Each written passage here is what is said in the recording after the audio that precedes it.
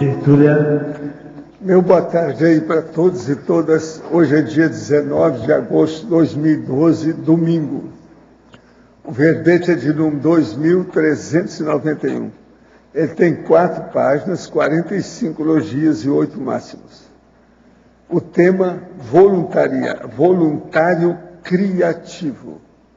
Agora, a especialidade é voluntariologia.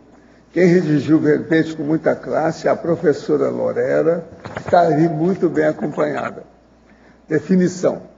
O voluntariado criativo é a consim homem ou mulher realizando trabalho ou atividade não remunerada, com vínculo consciencial, instituição conscienciocêntrica e manifestando em atuações tarísticas, pesquisísticas e ou administrativas, ações inovadoras evidentes, uma inventividade construtiva, engenhosidade cosmoética e descoberta de neos verpons, passíveis de reverberar evolutivamente no ambiente e nas consciências próximas. A interfusão do holopensene pessoal ao holopensene da IC predispondo brotar de neo-ideias. O voluntariado ou voluntário versátil para proposições originais. O exercício da criatividade favorecendo novas criações. A cosmovisão predispondo o pensar no novo. O fato de todo voluntário da conscienciologia ter inúmeras habilidades, sendo, na maioria das vezes, criativo. A responsabilidade com as novas propostas. A liberdade e a coragem para criar, amadurecer e expor. Eu li apenas algumas frases, tem mais de 20 linhas aí. Agora, a predisposição do voluntário criativo para a captação de neo-ideias extrafísicas através da projeção lúcida ou rememoração de paravivências em curso intermissivo. As propostas originais rememoradas dos cursos intermissivos avançados. A aceitação de conceitos originais inspirados pelos amparadores de função, sem recalques, repressões ou negações.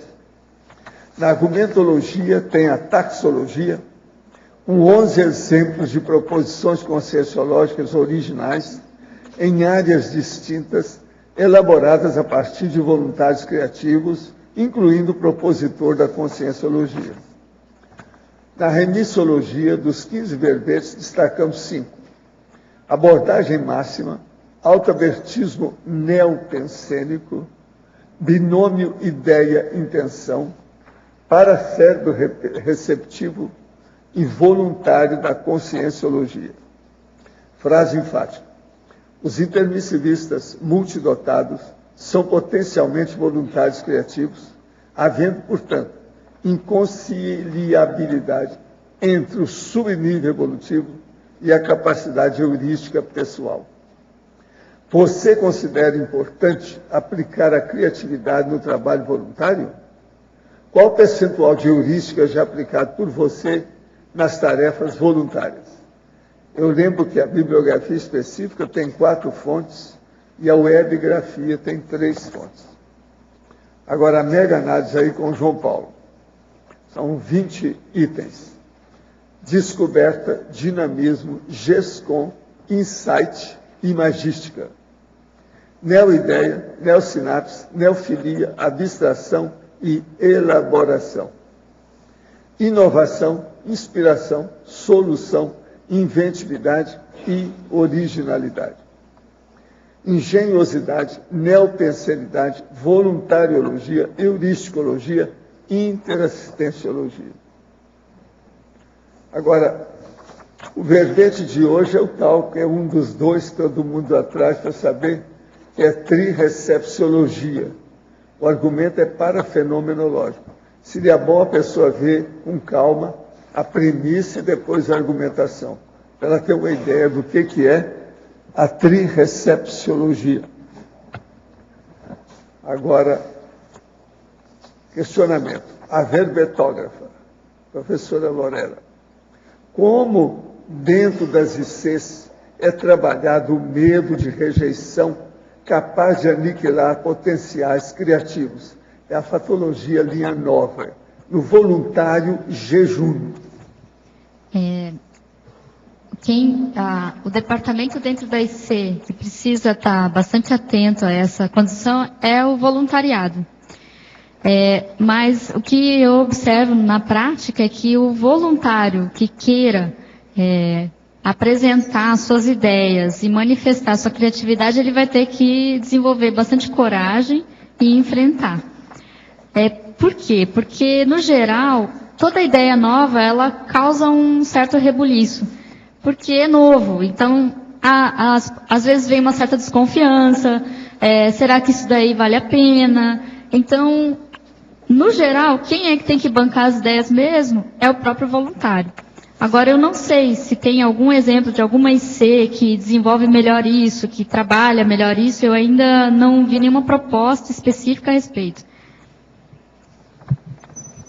Em sinergismologia, poderia nos informar melhor como otimizar o sinergismo, ativação do lado esquerdo do cérebro, ativação do lado direito do cérebro?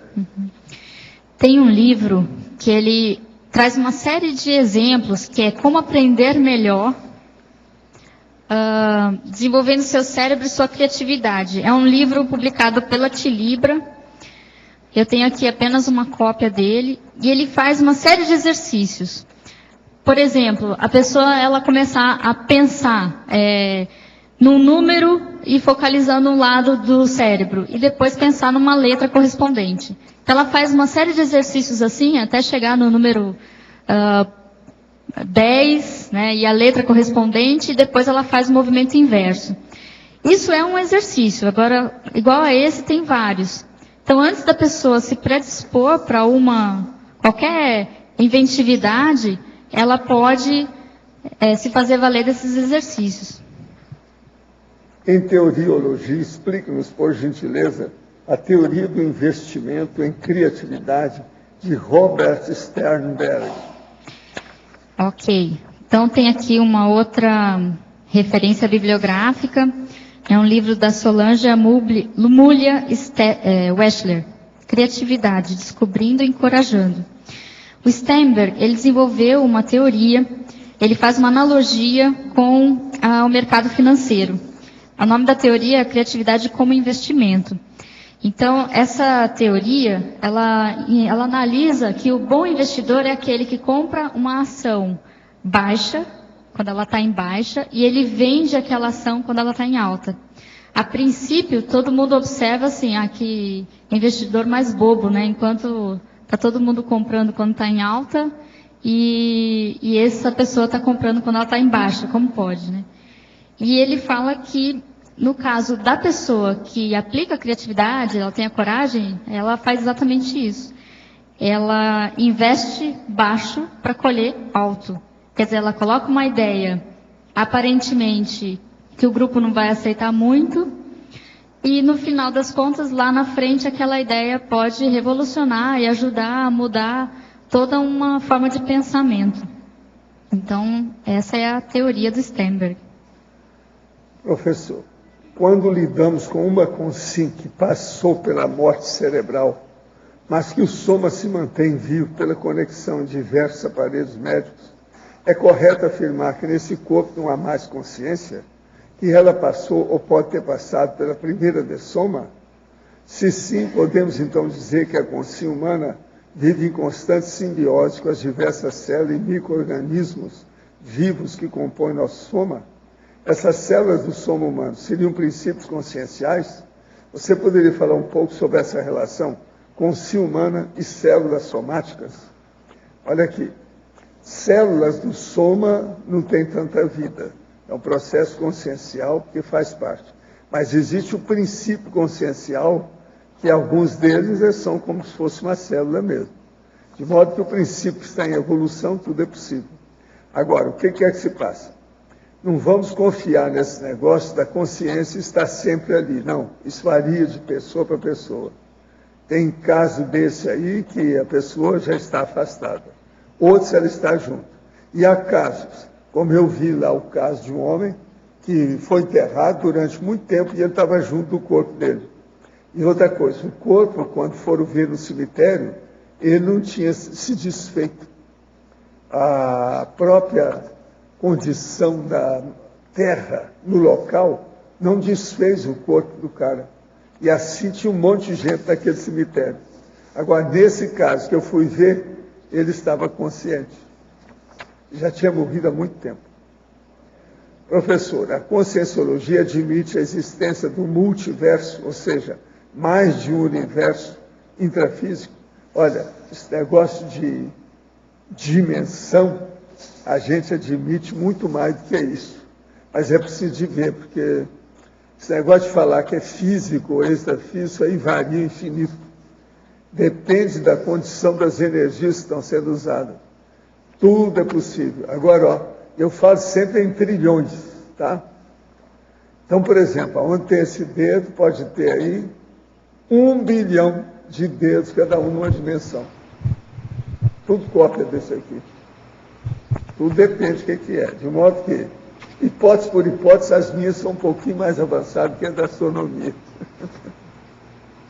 Ao professor, durante as suas perorações, com a ocorrência desse parafenômeno da trirrecepção, o senhor costuma informar as consciências da presença das outras consciências que elas não viram?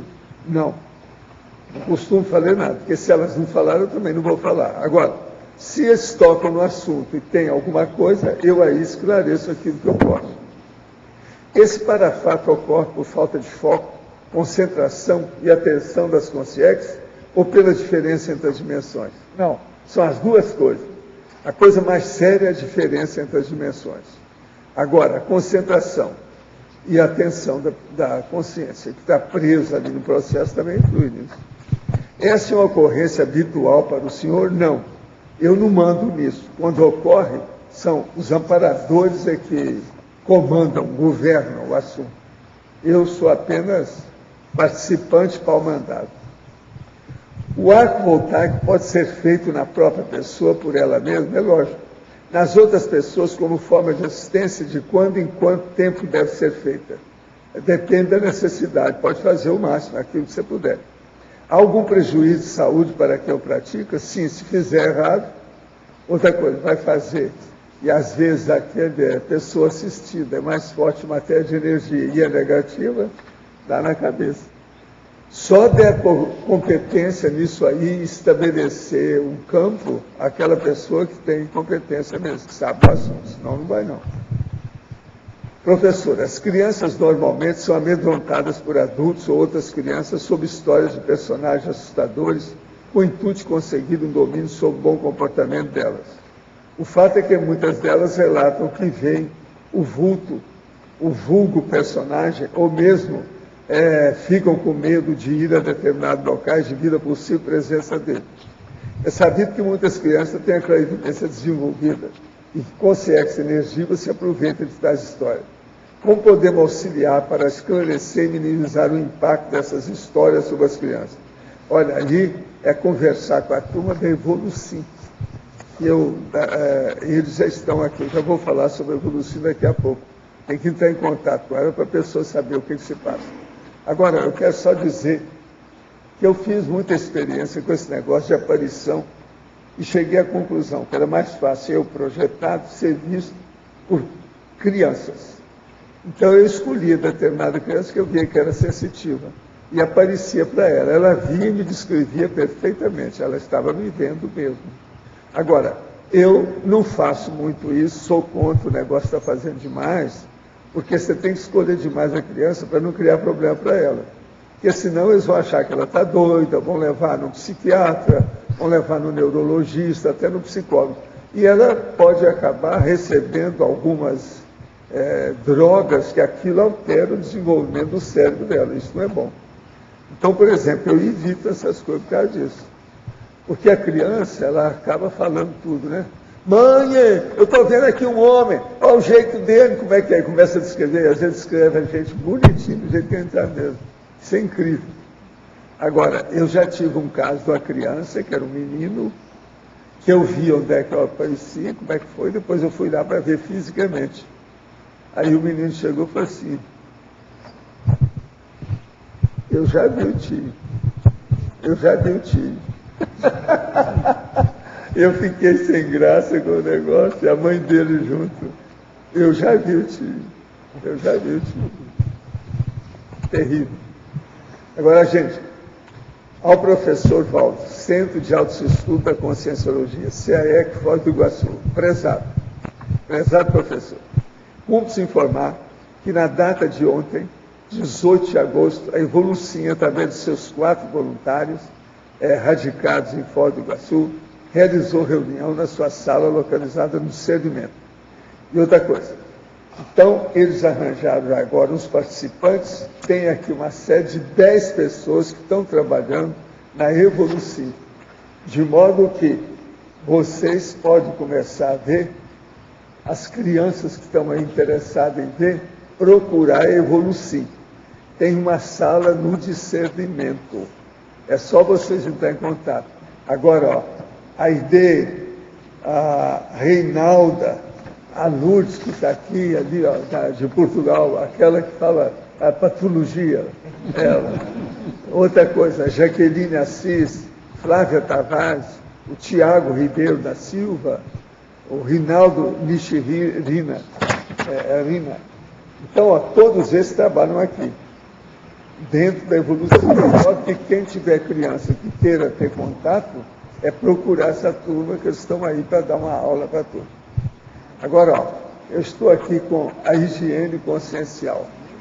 É a 3ª turma em Foz, conquistando a homeostase no micro-universo consciencial. Vai ser no dia 5 a 7 de outubro. É de sexta a domingo, o curso. O curso é muito importante, esse aqui, e ele vai ser por aí. Onde é que é? Eu não sei onde é que é. Parece que é no Discernimento, né? É local, auditório do CAEC. É aqui mesmo, lá no auditório. De modo que vocês ficam sabendo, isso aqui vale a pena, essa higiene consciencial. Valdo, vamos ver quem é que vai participar. Você quer falar alguma coisa? Só para complementar, essa turma agora já são 3 dias. A gente começa na sexta-feira à tarde. Nessa 3ª turma a gente evoluiu, né, de um primeiro dia, a 2ª turma foram 2 dias, e a quantidade de conteúdo, enfim, várias abordagens que apareceram nessas turmas, nas turmas anteriores, nós então abrimos agora com essa 3ª turma. No domingo, nós temos um campo, que é um campo de asepsia intraconsciencial, um campo homeostático, e a proposta do curso é dar para o aluno uma percepção, a capacidade dele identificar um padrão homeostático dentro dele. Ele perceber a ortopensenidade, que é uma ferramenta principal da ProEx, do intermissivista, né? Então, esse que é o foco principal. A higiene consciencial ela é ferramenta pré-requisito tanto para a autoconsciência terapia quanto para a autoconscienciometria. Então, ela vem antes dessas atividades prioritárias aqui dentro da conscienciologia. Então, dia 5, 6 e 7 de outubro, a 3ª turma em Foz. Eu permito que você faça pergunta para a professora Lorela. Lorela, aqui na página 11, Fatologia, a 8ª linha, depois segue na 9ª, o possível incômodo causado pelas correlações novas. Você quer saber se isso existe? Hein? Você quer saber se isso existe? Eu quero saber em geral. Sei lá. Lá. É aquilo que eu comentei no início. Uma ideia, quando ela surge nova, ela causa, primeiro, uma desconfiança, porque as pessoas não sabem ainda do que se trata. E aí, vai dar onde? E no segundo momento, tem aquela sensação de, mas espera aí, tudo que a gente construiu até agora, a gente vai para um outro caminho? Vai mudar o status quo? Vou ter que me mexer, vai ter que pensar novo de novo? Quer dizer, a nossa tendência cerebral é conquistar um construto e ficar ali, né? E toda vez que vem uma ideia nova, vai ter que fazer um esforço químico, físico, o próprio organismo ele vai ter que se movimentar. Então, pera lá, vamos ter que começar tudo de novo? Sim. Então, a ideia nova, ela é muito similar com o processo evolutivo. o tempo todo a consciência ela vai estar se movimentando em direção a algo que ela ainda não domina, em algo que ela vai precisar dominar. Daí gera desconforto, tanto para a pessoa, quanto para o grupo no qual ela está inserida. Era mais para saber o incômodo, porque ela causa impacto, né? E o incômodo vem junto. Isso. Agora, na teoriologia, só tem uma teoria aqui, né? A teoria na página 12, a teoria do investimento e criatividade, de Robert Sternberg. Essa teoria, ela também enfoca que, no geral, funcionários e empresas são considerados bons funcionários à medida que eles fazem o que se é esperado deles, né? Fazem o que geralmente todos fazem, ele é eficiente, tá? E no caso Sternberg, ele já, fazendo analogia com o sistema financeiro, que é aquele investidor que investe numa ação baixa para depois vender ela alta, quer dizer o seguinte, ele vai fazer não só o feijão com arroz, aquilo que todo mundo faz, mas sim fazer proposições novas. O que é investir baixo, uma vez que não é o esperado dele. E às vezes isso pode dar um rumo totalmente novo na empresa, ou vamos pensar na IC, né? Uma nova forma de ver a forma como ela está atuando. Ele vai propor um novo produto, seja um curso, seja qualquer produto. Então, tudo isso vai fazer um investimento baixo, uma ideia que ninguém está pensando, para colher alto lá na frente. Né? Tá, ok, obrigado. Lorena, aqui na página 12, lá embaixo, na sindromologia, penúltima linha da página, você pode falar mais da síndrome da jaula pequena? Posso. Essa síndrome eu peguei ali na webgrafia, tem um exemplo lá, né? Verificaram-se, colocavam-se um gorila numa jaula pequena de 6x6 e ele ficava restrito, né, àquele espaço. E depois soltavam ele num espaço maior e o gorila não conseguia sair daquele espaço 6x6, mesmo num espaço maior. Então, isso é uma analogia que às vezes a gente está tão habituado a pensar, né, no usual, no comum, no regular, que na hora que você vai extrapolar, há uma barreira mental, a pessoa não consegue sair do 6x6. Né? Então, essa é ela cria o próprio limite, mesmo que você... Por isso que houve aquela pergunta das ICs predispondo um ambiente confiável e tudo. Por mais que você tenha um ambiente favorável para a criatividade, se a pessoa se impõe um limite, seja qual ele for, ela não vai sair do 6x6. Ela vai manter a limitação dela, seja por medo do ridículo, por medo da não aceitação, por autoexigência alta, né? Tudo isso pode... limitar e colocar ela numa jaula mental. Talvez o voluntário criativo que você está propondo aqui seja o que vai dar o exemplo para as pessoas extrapolarem os limites, né? Exatamente. Quando tem uma pessoa mais criativa no grupo, tem uma foto que eu vi, uma imagem que eu vi no Facebook outro dia, que mostra o cara brilhando no meio do grupo, lá pelas tantas, todo mundo olha feio para ele. E depois ele está azulzinho igual todo mundo, né? Então a tendência é você traz uma ideia nova, todo mundo fica assim, vai mexer com o nosso status quo, vai todo mundo para cima da pessoa. Então, esse voluntário criativo, ele só dá exemplo quando ele mantém, ele banca. E não só tem a ideia, mas ele também sustenta aquele projeto, aquela ideia nova até o final. Porque muitas vezes a gente até tem pessoas criativas, ela surge com uma proposição nova, mas ela não banca, ela não vai até o final. Né? Então é o freelancer, né? Ele lança na frente, ele faz, movimenta, mas ele dá um passo para trás e... Obrigado. Lorela, aqui na página 12, para patologia, a quarta linha. O item aceitação de conceitos originais inspirados pelos amparadores de função sem recalques, repressões ou negações. Esclarecer mais? Eu já vi algumas vezes isso acontecer assim, até em dinâmicas, né, que a pessoa está mais desconhecida, vem alguma ideia para ela e ela nega. Não, eu estou ficando doido. Veio uma ideia meio esquisita, eu fiquei quieto, né? Não, é meio estranho isso daí.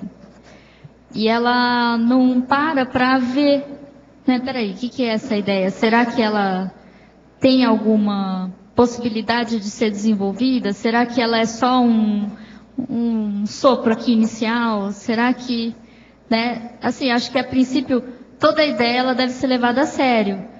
Não que você vá já sair na impulsividade e vai levar aquilo, não.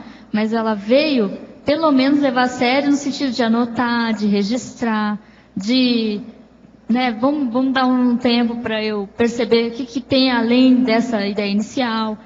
Então, é comum as pessoas se reprimirem e falarem, peraí, isso daqui, não, eu estou ficando doido. Veio uma ideia muito estranha, acho que estou viajando na maionese, né? Então, é o recalque, às vezes é o medo do ridículo, e assim vai. Lorela. Trinomiologia. Qual item? O último item. O trinômio arcabouço mnemônico, insight e aplicabilidade discernida, né? Um dos itens fundamentais para a criatividade é a memória.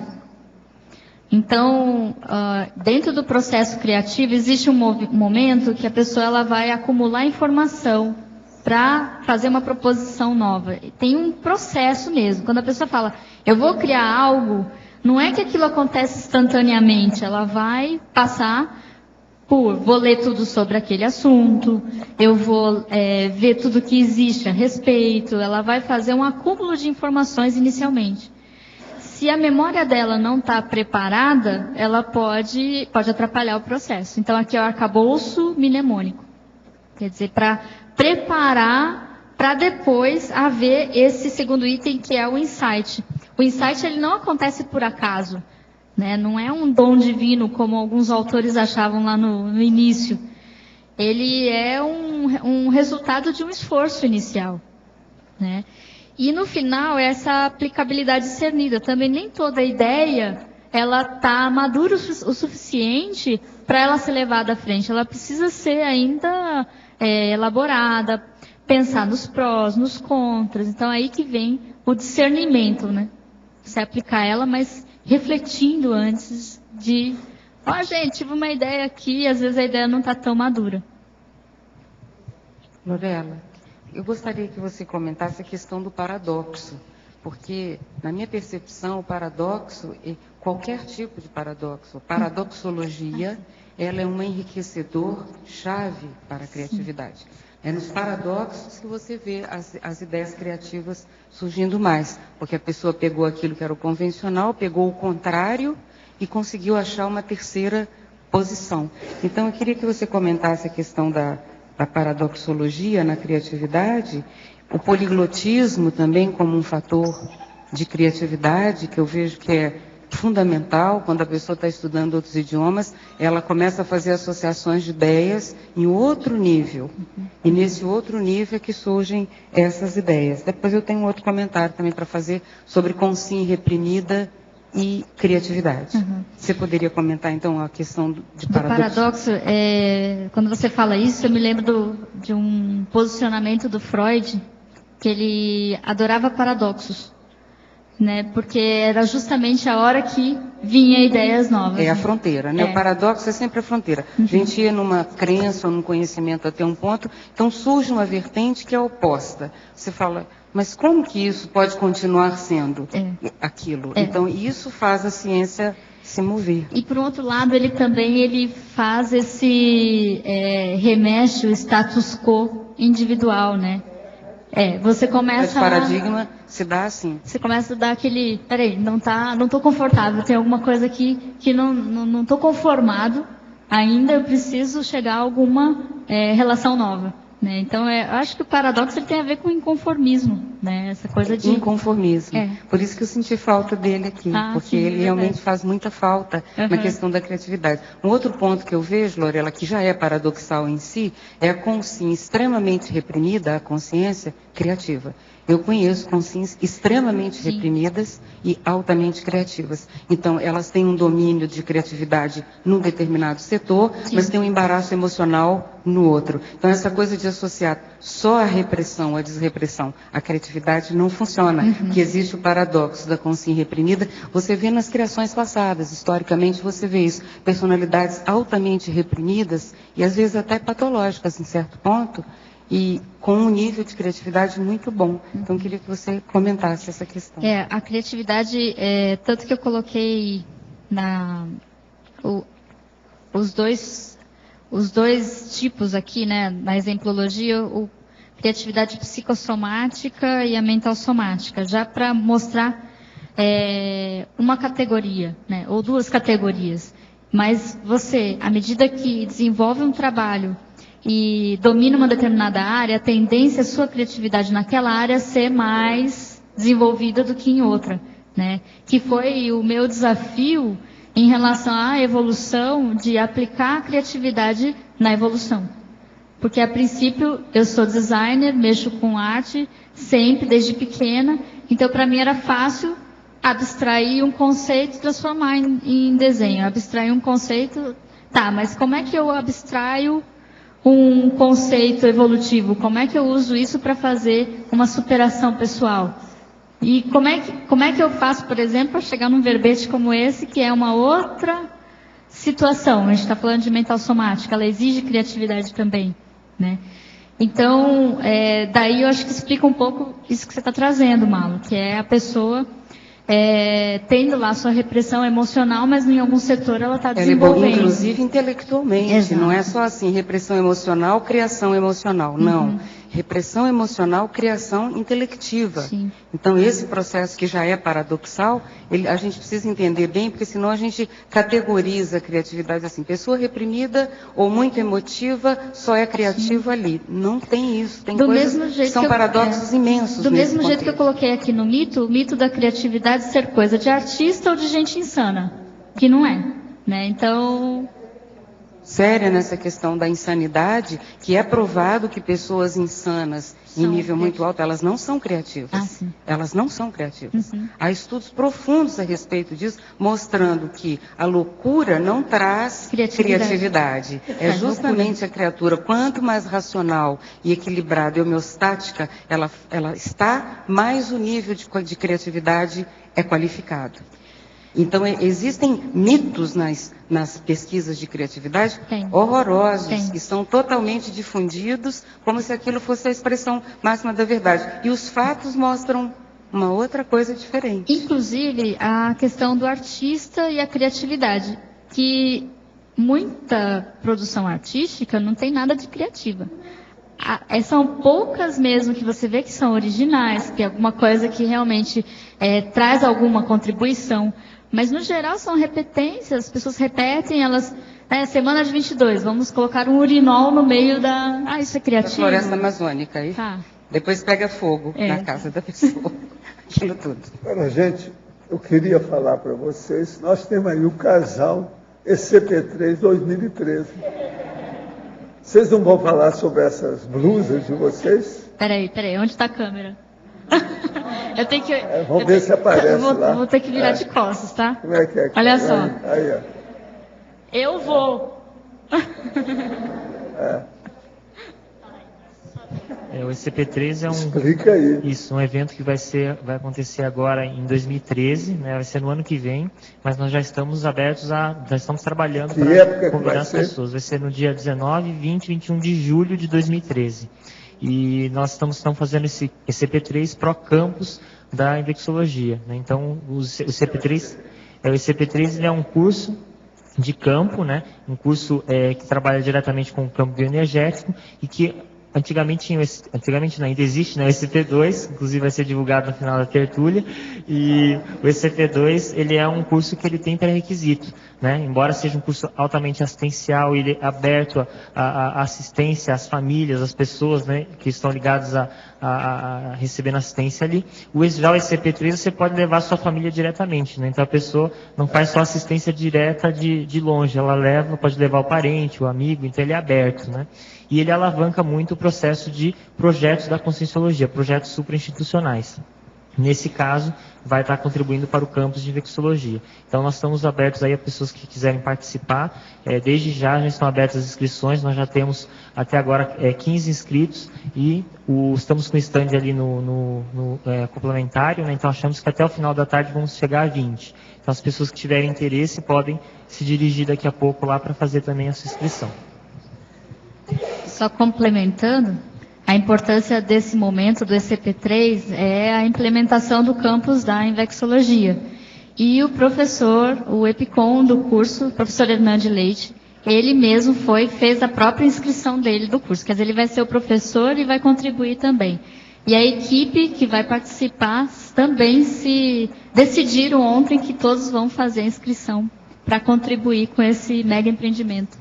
Muito bom. E vale um esclarecimento também. O ECP3 significa curso de extensão em Conscienciologia e Projeciologia 3. É uma grade diferente porque o ECP1, que é o extensão 1, tem pré-requisito. A pessoa tem que fazer determinados cursos de entrada para poder fazer. O ECP2, que é o extensão 2, também tem pré-requisito, que é o ECP1. Mas o ECP3 ganhou esse nome e ficou popularizado assim, mas ele não tem como pré-requisito nem o ECP1, nem o ECP2. Ele pode ser feito sem pré-requisito. Isso fica para os alunos e tertulianos que estão fora.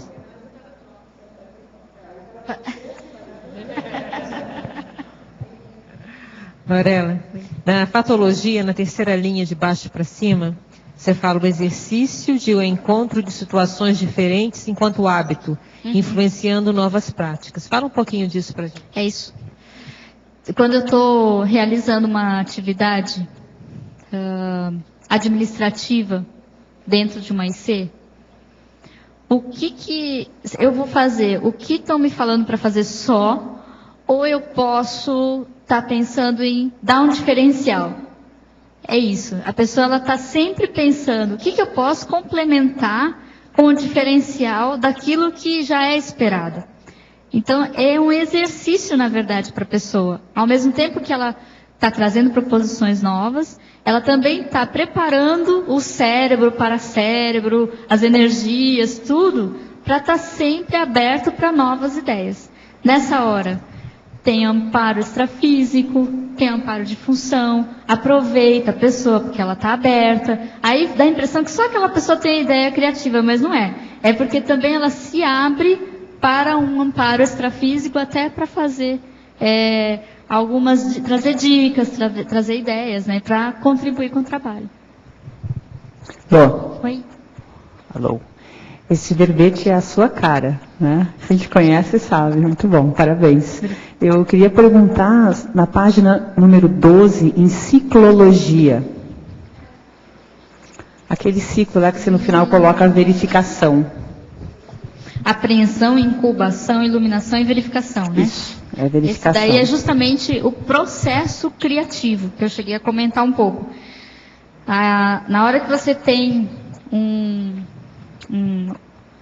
vem a palavra em inglês, agora a Malu falou de inglês, só vem a palavra em inglês. Pode ser. Você tem um subject, você tem um tema para desenvolver. Target. Nessa hora, é a hora da apreensão. Então eu vou pesquisar tudo a respeito daquilo, eu vou ler, eu vou me preparar para aquele tema, aquele job, né?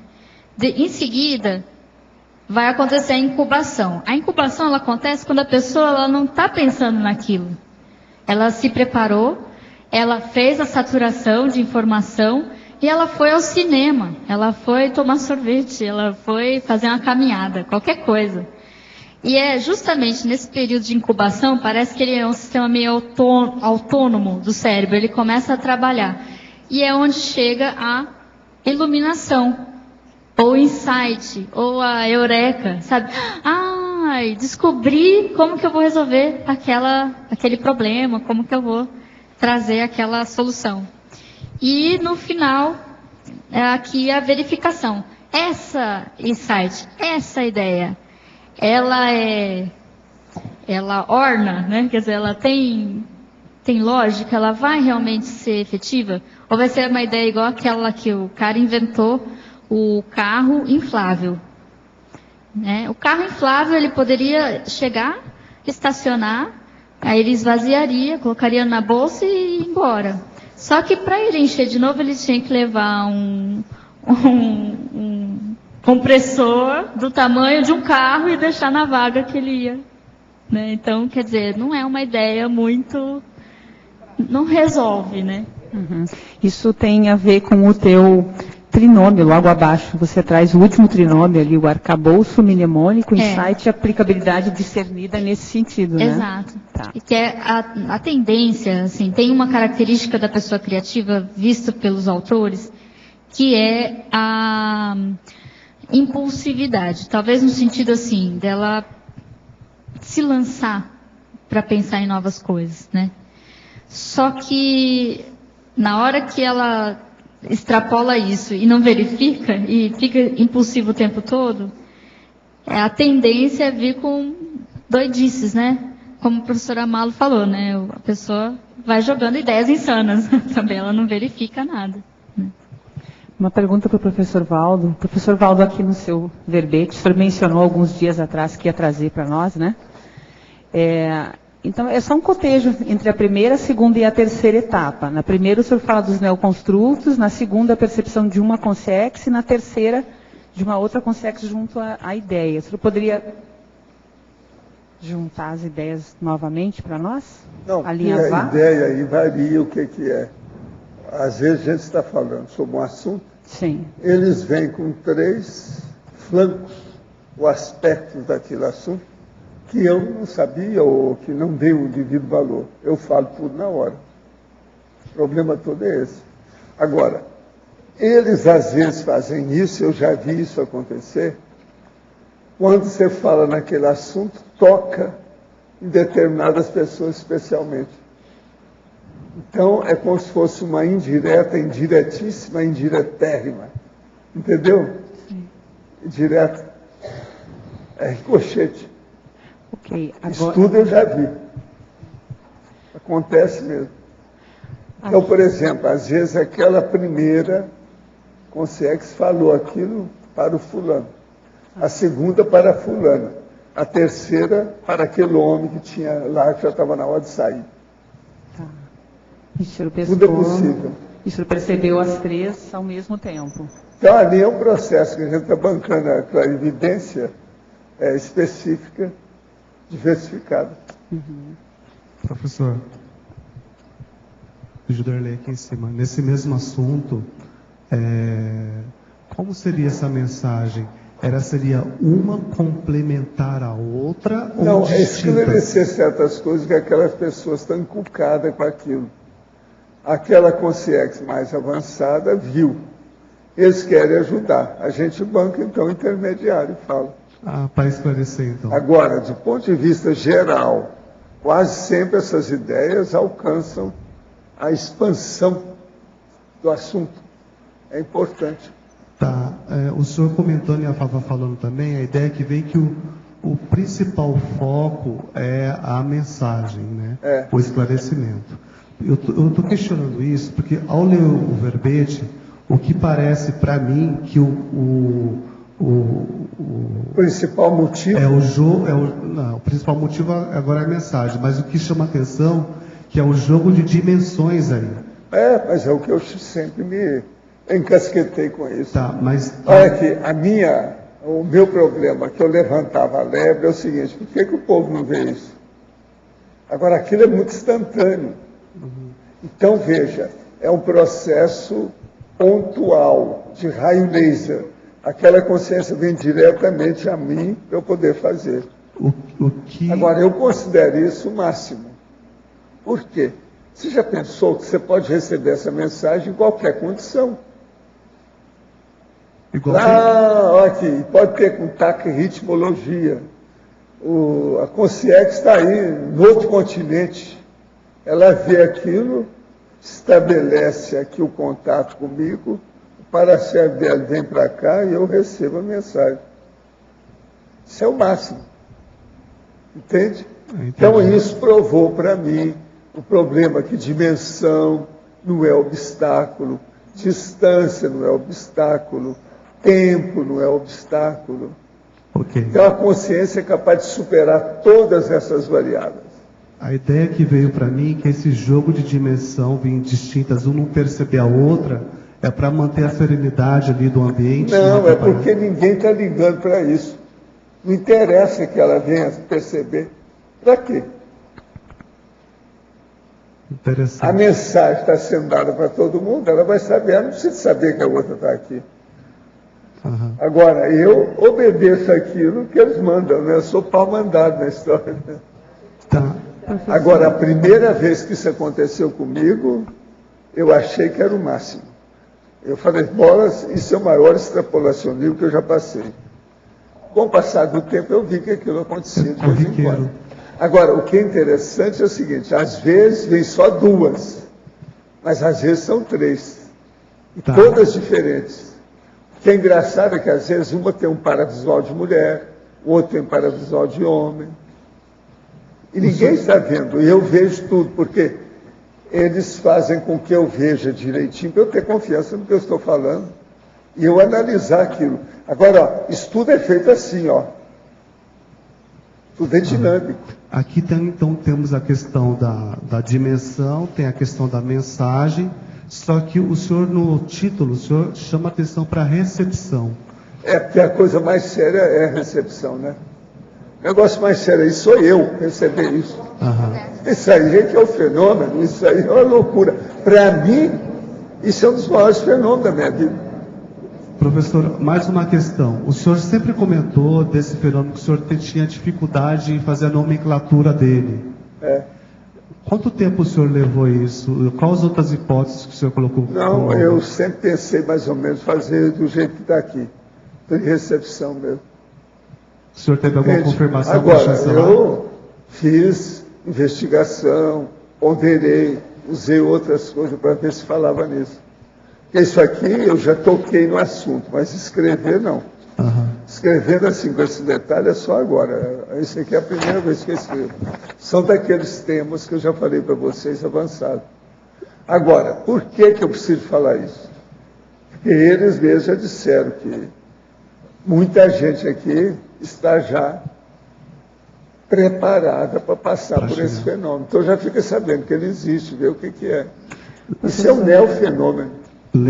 Eu nunca vi nada disso na parapsicologia, no espiritismo, na teosofia, no orientalismo, nada disso, nunca houve. Entendeu? Ok. O senhor, lendo o verbete, o senhor já comentou que seria praticamente no mesmo ambiente, mas em dimensões diferentes. Aqui eu falo em 5 dimensões. Só que o senhor agora comentou de uma estar em outro local. Então, por exemplo, a dimensão mais grossa é a nossa, é essa aqui, a minha. A outra logo imediata, que é a de Mené, é a do amparador. No caso aí, o enumerador comigo. Agora, depois, tem as outras 3 dos 3 comunicantes. São 5 dimensões só aí. Okay. Tudo simultaneamente. Obrigado. Tem uma pergunta para a Lorela, para terminar. Aqui, só um pouquinho, Colares, que eu vou só seguir essa linha que você está trazendo. Professor, então, são contextos encadeados ou são contextos diferentes? São mensagens diferentes que o senhor trouxe, né? Mensagens diferentes, mas todas confluentes, convergentes. Então, deixa de ser diferente. Ok. Agora, o problema de localização de quem está vendo e quem não tem, isso é secundário. Tá. Isso não tem nenhum valor aí no caso. Agora, o senhor disse que algumas pessoas já estão preparadas para receber, para ter esse mesmo fenômeno. O que faz a preparação... fica sabendo que esse fenômeno existe, porque isso não tem livro nenhum. Sim. O que faz a preparação é o parapsiquismo e o aspecto mental somático, o estudo, a pesquisa. Mas é a pessoa preparada, com óleo pensando adequado, sintonizada com isso, preparada porque deve é. Senão ela não chega nisso. O que é o holopensene adequado para essa situação? Ela está preparada para fazer atalhos através entende? Da peroração, do discurso, da fala, da aula. A intenção. Estabelecer a comunicação daquele princípio, alguma ideia. Tá. Isso é muito sério. Lorela. Agora, eu vejo assim, o meu normal, sem esse negócio de dimensão e sem ser distância, isso para mim é comum. Agora, isso aqui que eu estou falando é incomum. Isso é coisa rara. Professor Valdo, eu estava te perguntando, Malo. É um tipo de simulcognição?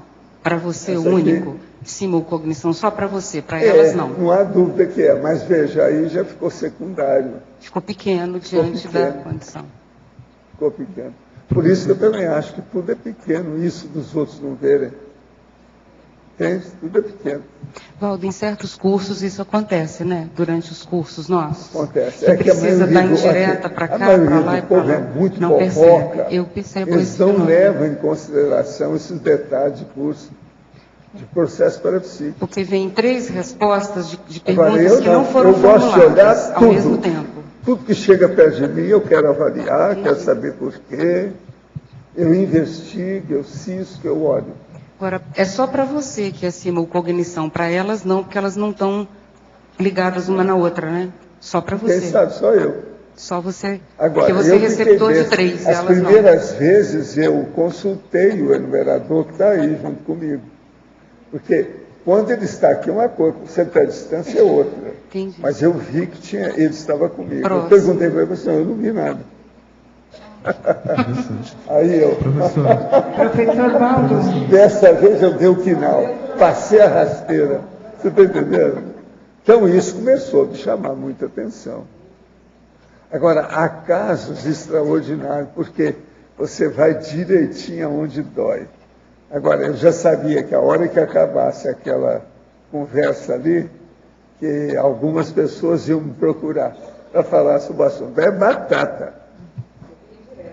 Então eu falo para a pessoa, olha, tem assistência nisso, que aconteceu assim, assim, assim. Professor. E às vezes é uma surpresa enorme para a pessoa. Quanto a isso não é informação nova. O que é? Não é informação nova. É, quase sempre é nova. Não, eu digo, o que o senhor apresenta aqui, tem falado no Projeciologia? Não, eu já falei nessas coisas, mas agora não com os detalhes que tem aqui. Agora, a informação que é transmitida, ela é nova para aquele contexto, naquele momento evolutivo.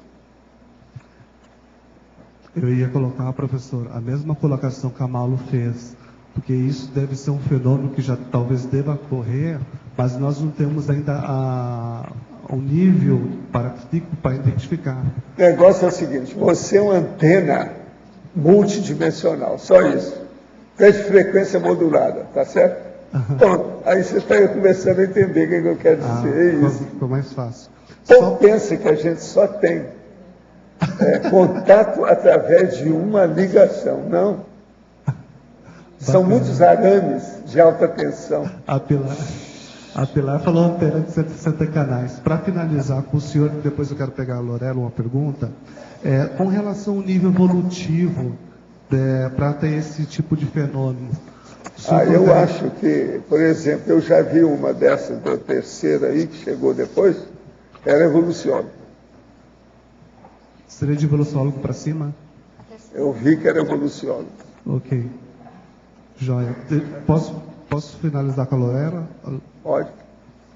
Tá, Lorela, eu acho que talvez tu já deve ter respondido, mas assim, deixa eu tentar novamente.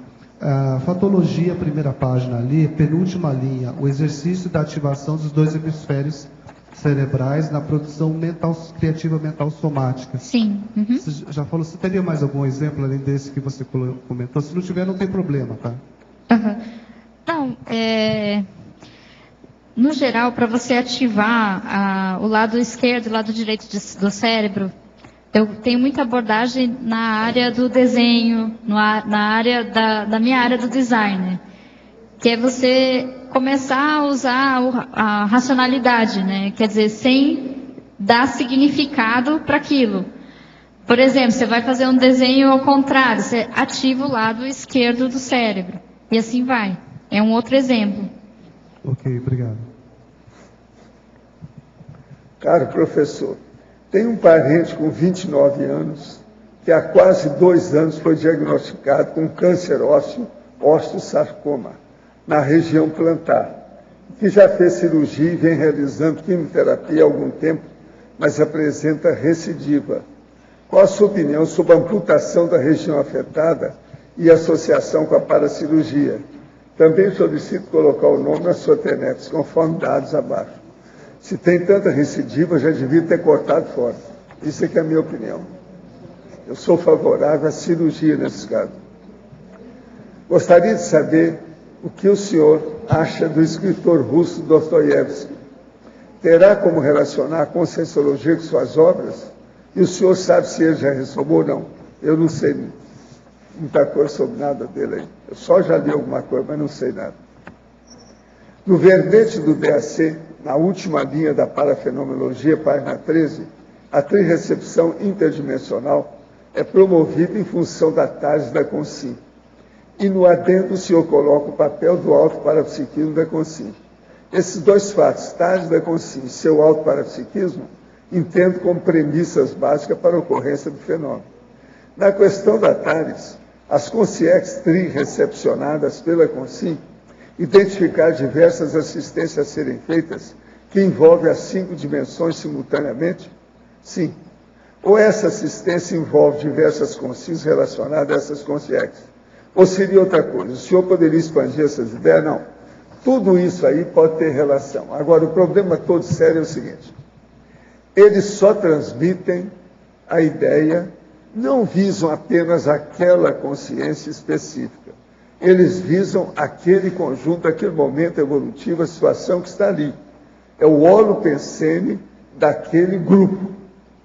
É isso que eles veem.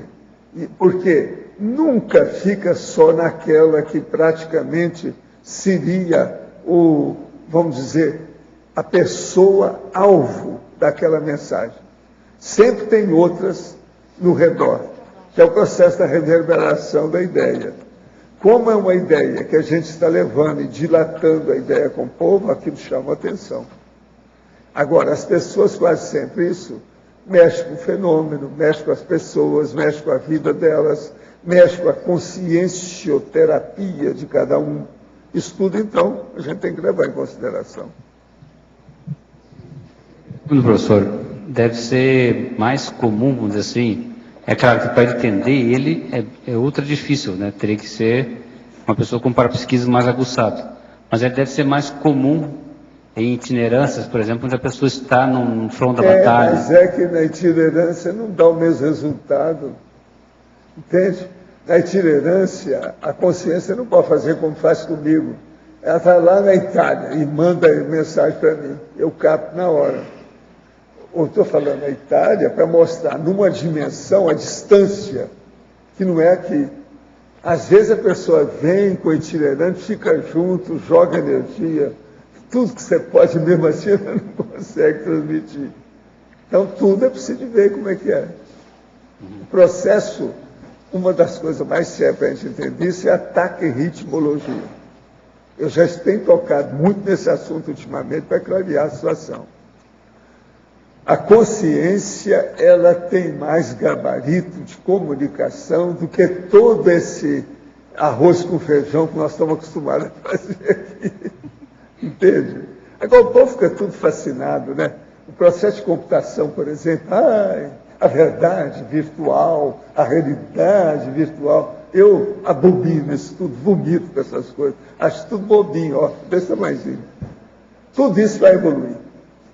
Tem muito mais coisa acima disso. O problema nosso é a omnivisão da situação. Porque ele é um fenômeno raro para a maioria. Para nós, nesse nível que a gente tem, eu que venho estudando fenômeno há 70 anos, isso é raro. Por isso que eu toco um assunto aqui. Porque os aparadores mesmo falaram para falar todos esses assuntos, esses temas que são avançados. Então, vamos entrar. No dicionário o senhor está colocando... Agora, vocês têm que examinar o seguinte: isso é racional? Isso é lógico? Isso é possível? Agora, isso é possível comigo? Por quê e por que não? Porque se elas não têm noção uma da outra, elas podem estar transmitindo ao mesmo tempo, às vezes. Mas o que é interessante nisso é que não interessa isso aí. Entendeu? Cada um tem as suas capacidades de perquisição, sondagem, de ver isso e ver aquilo por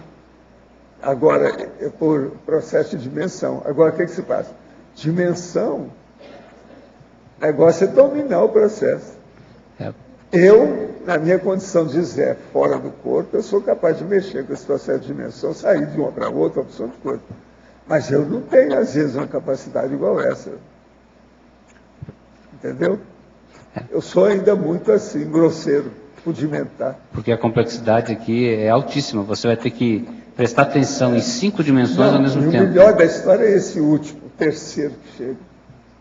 Essa última consciência. Isso aí é terrível. Raciocina sobre isso, começa a pensar, isso vai te dar uma série de ideias, é importante. Professor Cria recepção. Professor, aqui é a Rosa. O extrapolacionismo está na consciência, na parafisiologia do paracérebro dessa consciência, né? Isso é que é o pulo do gato, digamos assim, né? Mas a quem não está acostumado é o extrapolacionismo.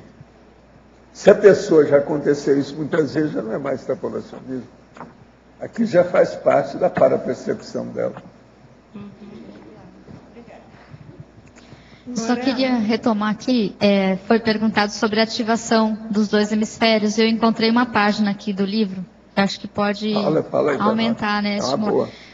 O livro, só retomando, é Como Aprender Melhor Utilizando o Seu Cérebro e Sua Criatividade. Então, ele tem uma série de passos aqui. Armazene ideias através de leituras, viagens, observações, conversas com pessoas, filmes, etc.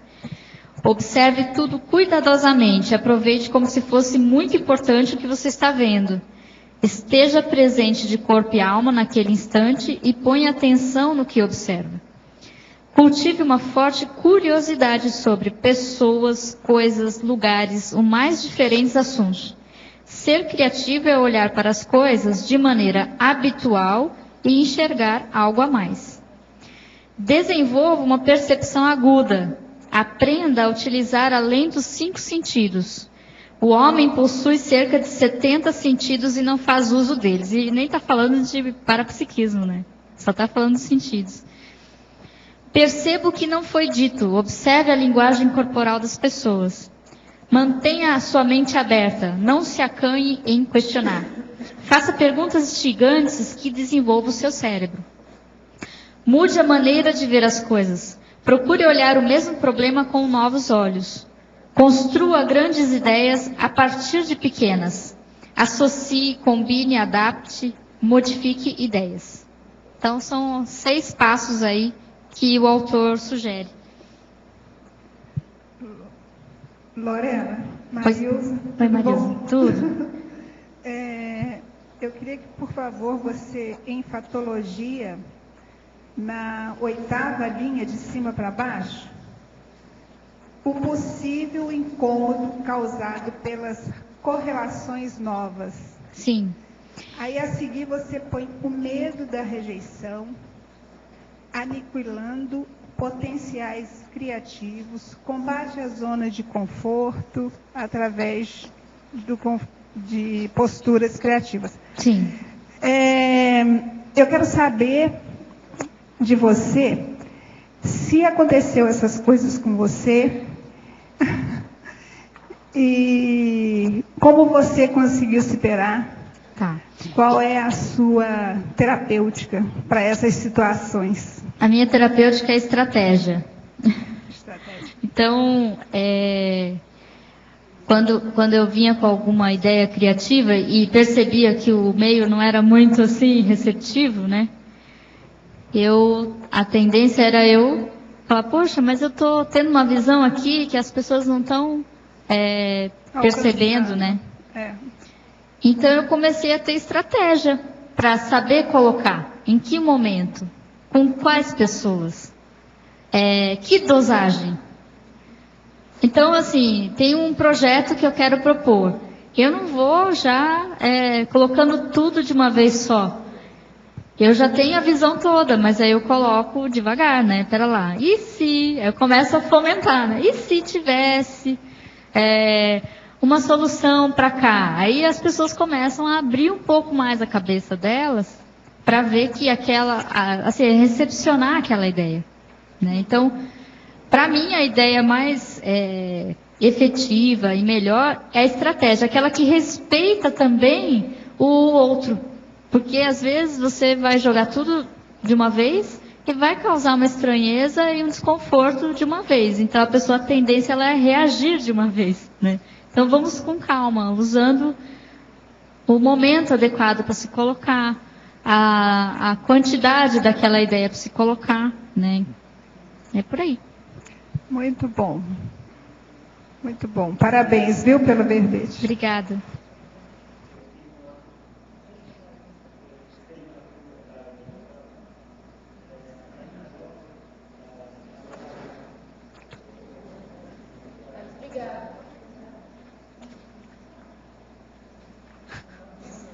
Foi.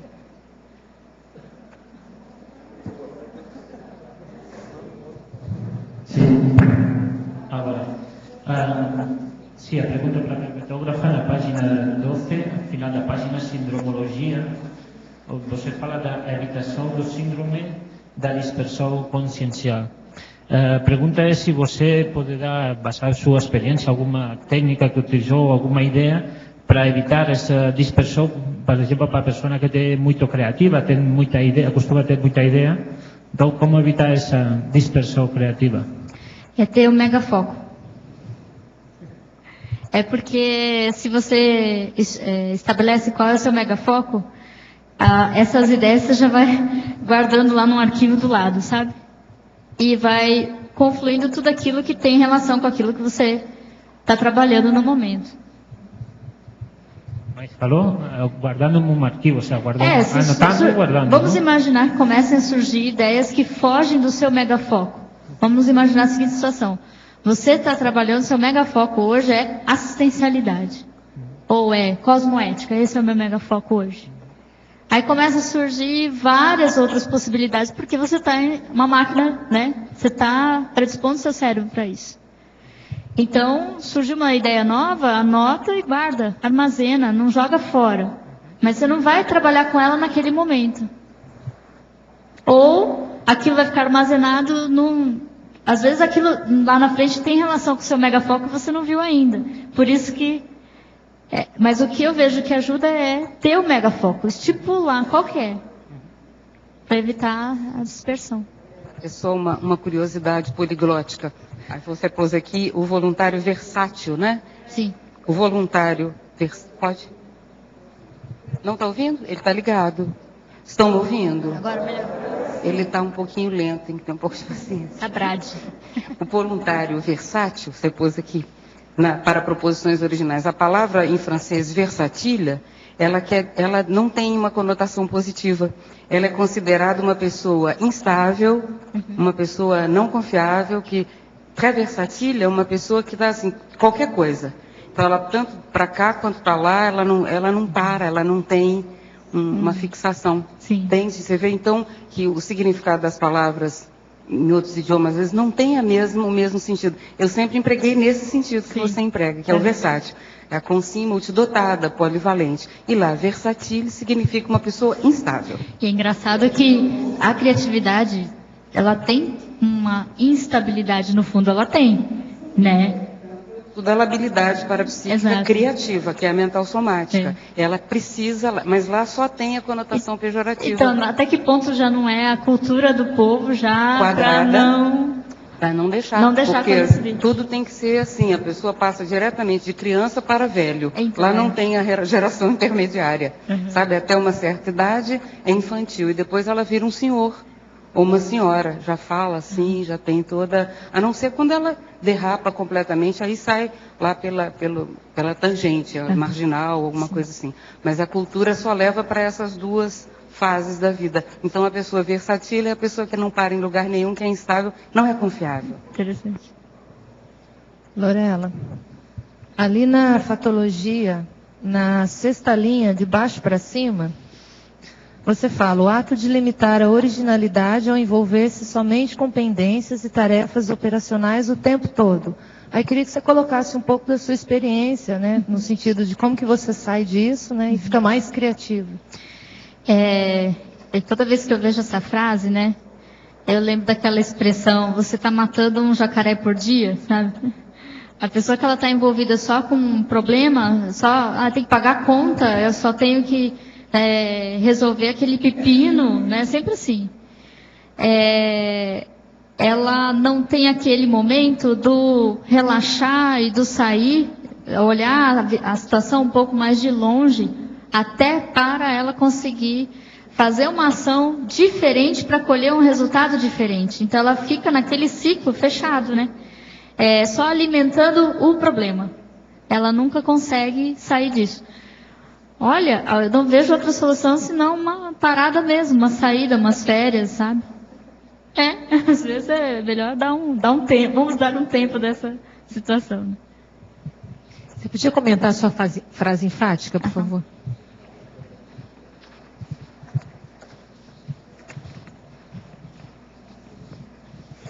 Bom,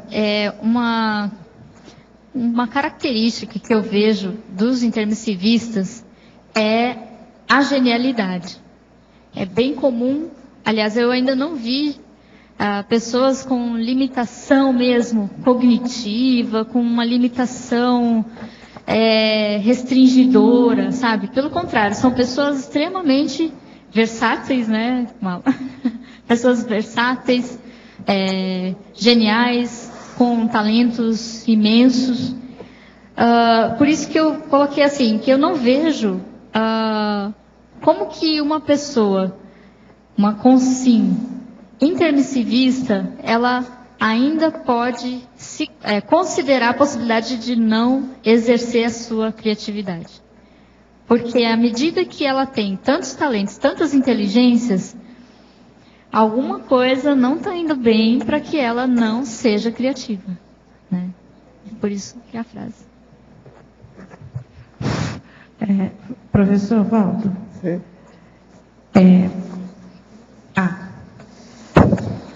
Quando você comenta sobre a comunicação interconsciencial, multidimensional, onde um percebe todos e os demais apenas percebem um, isso está correto enquanto síntese? No seu verbete aqui. Isso é o quê que você perguntou? Quando você percebe todos e todos só percebem um, ou seja, todos só te percebem? Só. Tá. Então, o que interliga é o tema? É você que ancora todo esse tema? Não, eles querem, eu sou a âncora do negócio, que eu que estou falando. Tá. Eu que estou transmitindo. Então, eles têm só um alto-falante, que sou eu. Uhum. 3 vêm e falam em condições diferentes. E a frequência que liga todas essas consciências, porque, por exemplo, você pode ancorar e ao ancorar, vamos dizer assim, todos conseguissem perceber, não só você, mas os demais que estivessem na mesma frequência. Se eles quisessem, mas eles não fazem isso. Uma outra coisa séria. Alguns desses, às vezes, não estão ali naquele salão. O salão de convenções que eu estou falando, estão à distância. Uhum. Pensa nisso. Esse fenômeno é transcendente para valer mesmo. Super transcendente. Professor Waldo, aqui só uma sequência, uma pergunta seguindo isso. Esses 3, eles poderiam ter alguma coisa a ver com alguma pessoa que estivesse no ambiente? Isso que eu estou falando. É isso? Eles têm especificamente com uma determinada pessoa. Uma pessoa. Já houve casos que eu falei assim, eu acho que dessa vez tem gente que vai me procurar, é batata. Entendi. Aí esclarece uma opção de esclarece, ele pode estar percebendo alguma coisa. Agora, outra coisa, isso aí mostra que algumas dessas condições, ou desse fenômeno, dessa ocorrência, ocorre para ficar mesmo encoberto, porque eles não querem chamar atenção para aquilo. Então, veja, isso é super inteligente. No meio de 200 pessoas, eu transmiti a mensagem só para você. Isso não é indireta, é diretíssima. Você está entendendo como é que é? Eu estou entendendo, Paulo. E as habilidades do Zéfiro, por exemplo, que você fala que é esse deslocamento multidimensional, essa facilidade, tem a ver com isso também, essa predisposição sua? Eu entendo o processo de dimensão. Por isso que você percebe a bidimensionalidade. Uma outra coisa também que me ajudou muito é o processo da TENEPS e o FIEX. Projeção. Então eu vejo o meu processo, por exemplo, sair de uma dimensão para outra. Eu sou capaz de chegar no lugar extrafisicamente e eu vejo várias dimensões simultâneas. Você está entendendo? Entendi. E as pessoas não estão se vendo. Isso é pior ainda do que isso aqui. Quer dizer, você... Porque aqui é uma consciência. E agora é aquela condição que você está vendo várias dimensões simultâneas. Você tem, então... É igualzinho aquele que eles tentaram mostrar, aquele negócio do filme, lá na exposição de 1965, que eles estavam querendo mostrar 4 filmes simultaneamente no mesmo lugar. Então você acompanhava 4 filmes ao mesmo tempo. É isso. Não é fácil. Entende? Mas 4 você, filmes Valdo... com histórias diferentes. 4 projeções. A iniciativa é sua de localizar os emissores. É sua a iniciativa. Nessa situação, o pivô sou eu. Por isso que eu tenho isso em grande conta. E, de uma certa forma, o âncora que você falou é a mesma coisa do âncora da televisão, porque ele está recebendo um sinal que vem lá de dentro, ele tem o ponto da produtora dele. Com egoísta. Ele como tem se eu tivesse com um ponto aqui no meu vídeo, eu não tenho. Ele tem várias. Agora, vários sinais. Esse é o motivo que eu não uso esses aparelhos nenhum. Eu não quero perder as minhas condições. Inclusive celular, headphone, é um tudo processo isso. Até um pouco aborrecido, antipático. E as pessoas chato, não entendem muito. Mas é só eu que sou assim. Os caras falam assim, mas por quê? O senhor tem medo de virar Robocop, qualquer coisa? As bobagens. Eu vou explicar. Tira a sutileza da sinalética, né? Essa é uma coisa bruta. É uma coisa bruta que tira. Não, e aí eu mostro também que a nossa cabeça e a nossa consciência não é uma máquina. Né? O negócio de colocar a máquina na cabeça é um perigo. Eu sempre achei isso. Nossa. Eu estou certo. E olha que eu rachei minha cabeça 2 vezes nessa vida, quer dizer, eu tenho por onde ver e defender a minha condição. A última foi esse câncer na cabeça também, que é outra coisa. Então, como é que fica? Fenômeno, gente, vale a pena pensar. Ele é transcendente mesmo, muito sério. Entende? Muito sério. Uma dessas consciências que falou isso, numa das vezes que falou, ele falou assim, quando tiver uma oportunidade, você explica isso. Isso aí o povo não sabe. Ele tinha razão. Eu fui ponderar mesmo, realmente é uma coisa nova. Entende? Para se atingir a evolutividade consciencial, o que é mais forte? O pensene firme ou o EV? Não, a coisa mais séria mesmo é a pensenização da pessoa. O EV é um instrumento da energia que a pessoa está usando. Mas a coisa mais séria é o pensene. O pensene é mais sério que a energia. A energia é um dos participantes do pensene. Mas o pensene tem a ideia, tem o sentimento e tem a energia. EV é um dos participantes. Então, não compare com o pensene, que o pensene é 3 vezes mais forte. Quer dizer, 200% a mais. Qual é a importância da promoção da criatividade na CCCI, em sua opinião? Além da prova da imagística, o incentivo ao autorado e à verbetografia, como você vê, a heurística e a verponologia com metas da CCI. Não, tudo isso é importante. Vamos trabalhar com tudo que a gente puder. Que a gente puder fazer para devassar a cabeça dessa turma aí e colocar essas ideias novas, essas neoverpons, melhor para todo mundo. Vamos entrar nisso. Professor, gostaria de entender a seguinte questão que ocorreu comigo recentemente. Acordei com marcas do corpo, tais como unhadas na pele. Isso estaria ligado a alguma repercussão extrafísica, de algum embate com o assediador? O senhor poderia esclarecer esse tipo de marca no soma? Não, isso aí é assédio. Quase sempre mexe com o processo de Umbanda, Quimbanda, de SPAC. Olha bem se não houve alguma coisa com isso. Agora, ó, eu quero só te perguntar uma coisa, você não falou nada. Você estava sozinha no leito? Isso é importante ele saber, não está falando nada aqui. Tem que eu estou falando se você estava sozinha, porque se tinha gente, às vezes um homem junto, ele às vezes está... tudo é possível, vocês sabem como é que é isso. Alcova é um negócio. Nós queremos saber se a alcova estava aberta ou blindada. Como é que é? Atendendo aos pedidos, foi marcada a nova turma do curso Teática do curso pessoal de Cosmoética na seguinte data: 16 a 18 de novembro de 2012, módulo 1, e 1 a 3 de fevereiro de 2013, módulo 2. Os alunos precisam participar dos 2 módulos.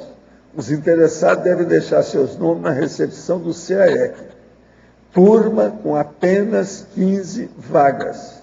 Gente, o curso é Teáticas do Código Pessoal de Cosmoética. Tá certo? CPC. Vocês entenderam bem, né, o recado que está sendo dado aqui. Valdo. A data, 16 a 18 de novembro desse ano, módulo 1. 1 a 3 de fevereiro do ano que vem, módulo 2. Os alunos precisam participar dos 2 módulos. Valdo, foi colocado ontem, aqui Mariusa, foi colocado ontem aqui na frente a lista, hoje já está preenchida, e eu coloquei 20, conversei com a 20 vagas, e a Cristina vai pensar em... não? Só são 15 mesmo? Não? Então tá bom, então vou tirar lá. Então tá bom. Bom, então já está praticamente pronta aí, tem poucas vagas. Eu não sabia que tinha uma lista, então provavelmente eu estou fora dessa lista.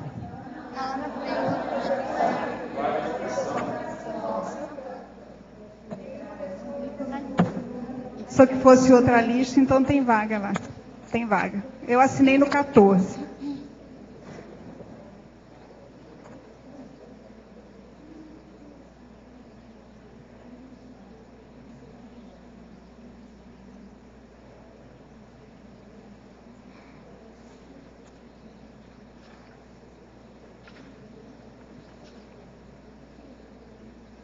Você tem alguma coisa para falar? Qual livro você trouxe? Você já falou nele?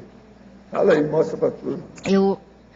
Eu, na época que eu estava fazendo a monografia, eu não encontrava nada. Esse livro, ele é muito bom, porque ele reúne o pensamento de vários autores lá atrás e um trabalho de desenvolvimento em sala de aula da criatividade.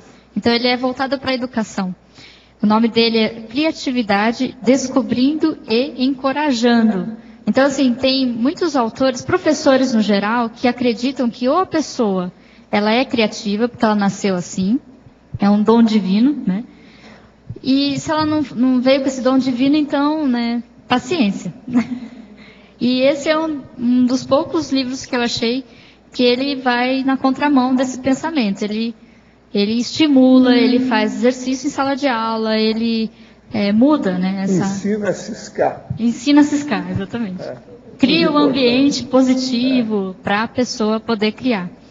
E outro livro que eu achei algum material interessante é aquele da Olds Papalha, do desenvolvimento humano. Ele conta a história de eles foram avaliar todos os alunos que passaram por uma professora pré-escolar. E eles acharam interessante que, na adultidade, todos esses alunos tiveram sucesso na vida. E eles foram analisar essa professora, que ela era a única que dava um ambiente propício para a criatividade. Ela dava liberdade e estimulava isso em sala de aula. Então, olha a importância do docente no estímulo na criatividade, né? Para criar um ambiente propício, de segurança, O problema é a gente arranjar as professoras que não são a turma do Fidel Castro. Exatamente. O Fidel Castro castra todo mundo. Mas mais de 50 anos que ele está na ditadura. Então, veja, o nome mais adequado, Fidel Castro. Quer dizer, ele é castrante. castrador. Pois é. Tem muito professor assim, tipo Fidel Castro. Tem muito. Na minha área... Fiel à castração. Na minha área do design, tem competição. O docente, ele compete com o aluno. É bem interessante isso. Então, ele quer ser mais criativo, ele quer ser mais talentoso que o aluno, e ele já vê o aluno enquanto um competidor dele. É interessante. Eu não sei se isso acontece em outras áreas, mas eu sei que no design isso é bem comum. Então, ele quer ser melhor que o aluno. Ele não quer ajudar o aluno a melhorar, né? É bem interessante. Muito bom. Como é que chama o livro? Fala aí para turma. Tá, Criatividade, Descobrindo e Encorajando. A autora é a Solange Mulya Weschler. Ela se baseia muito nos trabalhos do Torrance. Né? Então... Torrance. Ele não era tão criativo. E ele desenvolveu bastante coisa, assim. Talvez por isso, né? E o livro ele tem exercício. Torrance. De analisar, de criar métodos, mas ele próprio, no ensino da criatividade, ele não é criativo. Isso é um paradoxo tremendo. E ele muitos criou autores de criatividade não serem criativos. Ele criou um monte de testes, exercícios. Bacanas. Em métodos, sim. Trouxe bastante coisa. E o que mais que é interessante? Eu acho interessante também, assim, os pensamentos lá, assim, por exemplo, falar que a criatividade tem a ver com a genética, né? Então, isso já é um limitante também, já entra nessa linha de quem nasceu assim, nasceu, quem não nasceu, coitado, deixa pra lá, né? E é uma abordagem assim, a gente tem que ver que a consciência ela tem mental soma, e mental soma, uma das características dela é a criatividade, a inventividade. Responologia. Lorela. Pode falar. Posso? Lorela.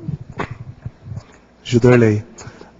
Você passou pela experiência no processo criativo, de colocando e jogando ideias assim, tipo brainstorm, e geralmente as pessoas que estão do lado, ela tem o perfil de castrar, de bloquear, de ser antípodas.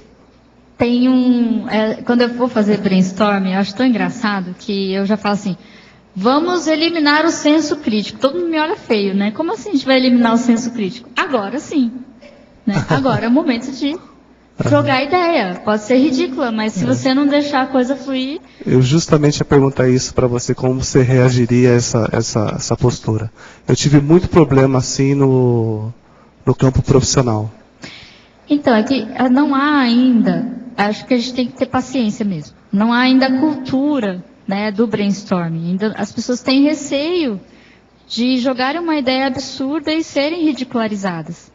E até você conseguir ter a habilidade de criar um ambiente de confiança e falar assim, pode falar a maior batata que ainda vai ser aceito. Até daqui 30 minutos vai ser aceito. O brainstorm é isso, precisa ser. É bem precisa isso. ser. Eu já fiz muito e sempre dá certo.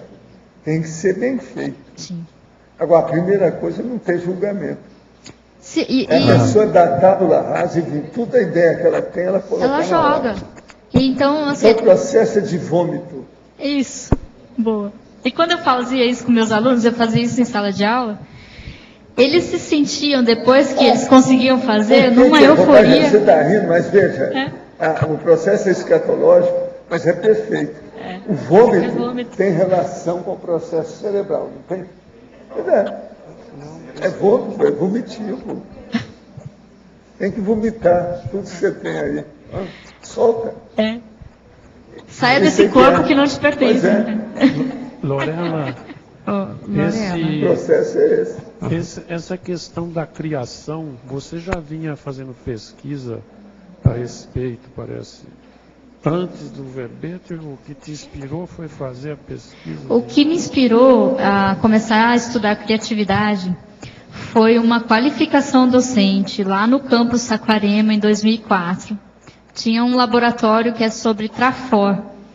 E a gente parava, trabalhava energia e fazia um rapport com o amparador para começar a fazer o levantamento dos trafores pessoais. E quando eu estava lá no meio do campo, me veio assim, você é criativa, só que está em subnível. Aí eu falei, poxa, além de ver outra forma, já veio com a cachapada depois, né? E aí eu fui estudar, falei, tá, o que eu estou usando da criatividade, o que é essa criatividade e por que ela está em subnível? Aí eu fui começar a estudar, aproveitei a pós-graduação para estudar criatividade, aí eu aproveitei a sala de aula, né, como laboratório, eu com os alunos, para fazer, e entender mais, né? E aí foi interessante, porque a criatividade enquanto atributo e tem a criatividade enquanto resultado de produto. O resultado em si, né? Seja uma GESCOM, seja um produto mesmo, um material. Então, aí comecei a fazer as extrapolações, né? Como é que eu faço o uso desse atributo, mas para a minha evolução, né?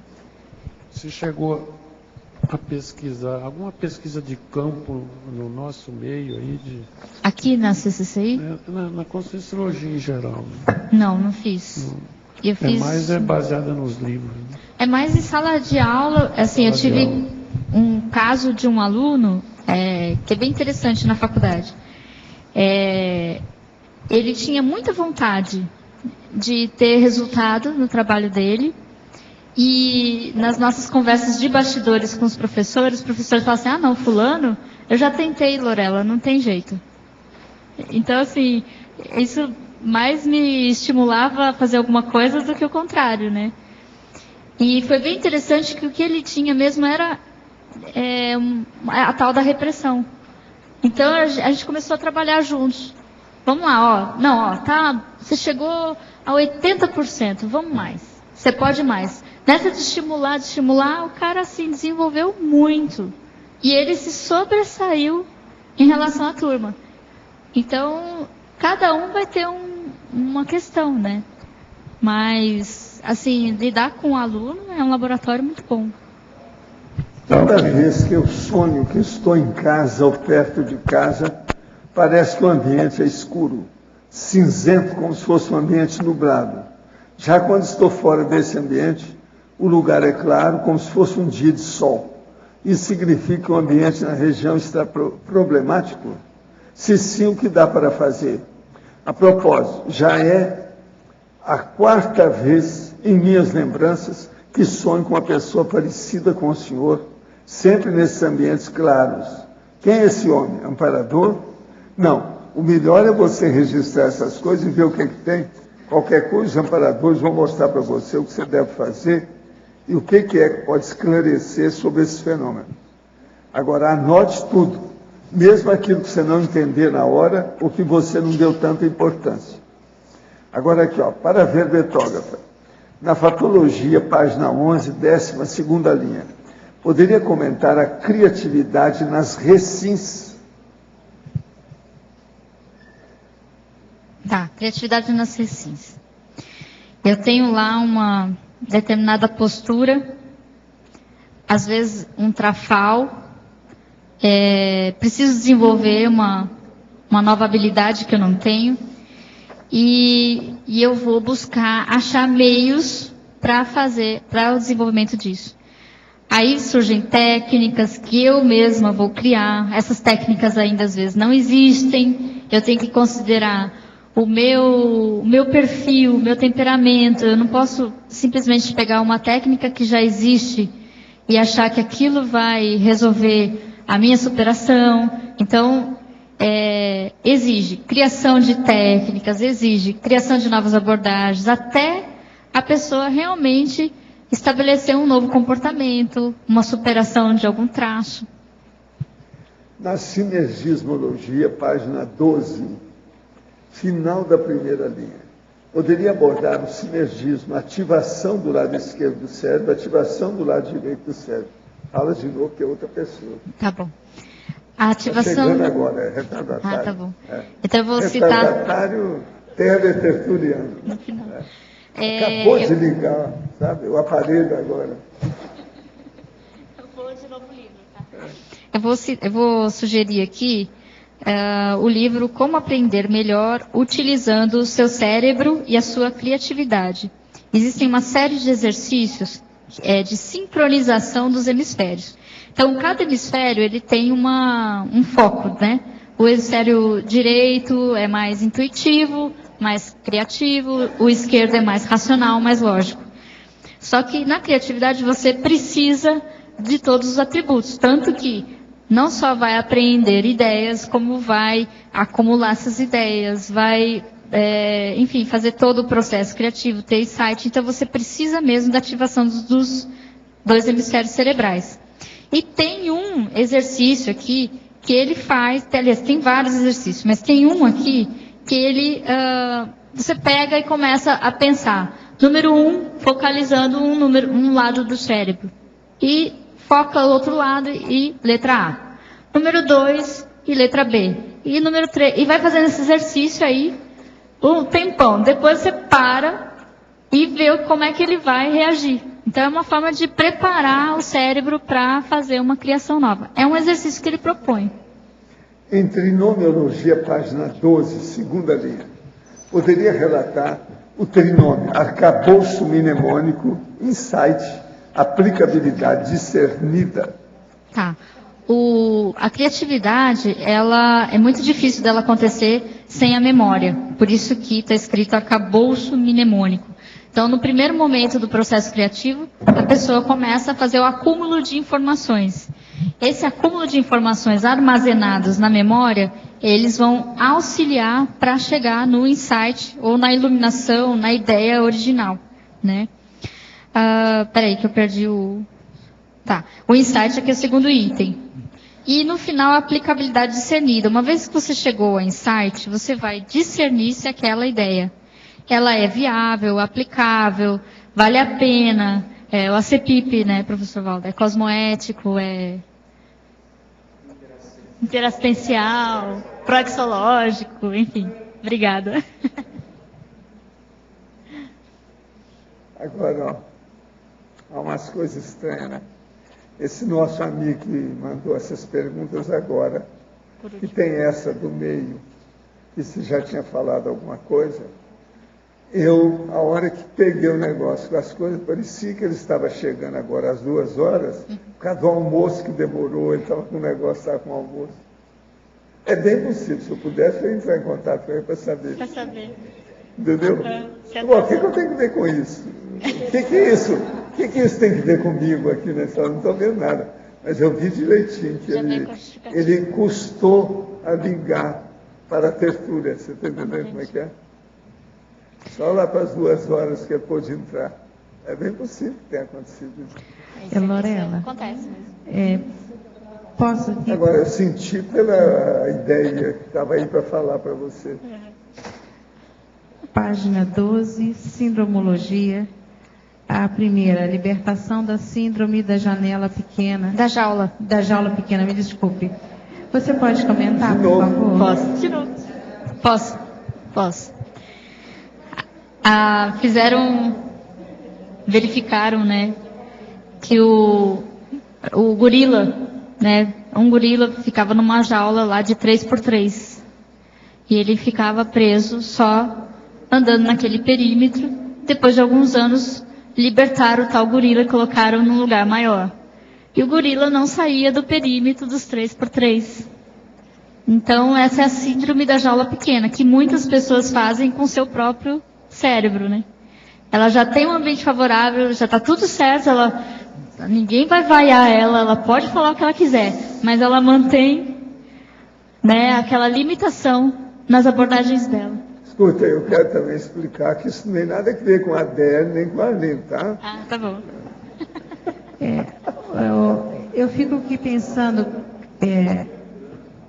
com relação a essa limitação autoimposta ou do meio, seja lá o que for, e quando você faz um brainstorming, se o brainstorming ele é só também limitado, como o exemplo que você citou de um aluno e você sugere que ele se esforce um pouco mais, quer dizer, ou seja, avance um pouco mais naqueles limites. Você tem alguma outra sugestão de forma de trabalhar para que a gente possa, no caso eu, ou qualquer outra pessoa, possa avançar nos seus limites? O brainstorming, ele é bem desrepressor. Eu via, quando a gente trabalhava o brainstorming com os alunos, depois que rompia essa barreira inicial, né, do senso crítico, depois gerava muita euforia. Né? As pessoas ficam mais assim, consegui falar alguma coisa, não aconteceu nada, né? Não levei nenhum tapa na cara, ninguém... Porque o que eu vejo assim muito na minha área e nas conduções que eu vi de brainstorming é que você tenta alinhavar todos os temas, tentando fazer o aproveitamento máximo de tudo aquilo que foi possível, como uma técnica de acolhimento, de inserção e de até mesmo percepção ampla de um determinado tema. Mas aqui você está dizendo assim, olha, ouse a tal ponto de ser ridículo, seja ridículo também. O professor Valdo falou uma palavra que eu achei bem interessante, vomita. Vomita, vai lá. Não, porque o vômito, por exemplo, a pessoa que tem meningite, uma das manifestações que tem, que é sintoma que mostra que ela tem meningite, ela vomita. Dá uns processos, você está entendendo, por causa do cérebro. Agora veja, no brainstorm é justamente isso. É do cérebro também.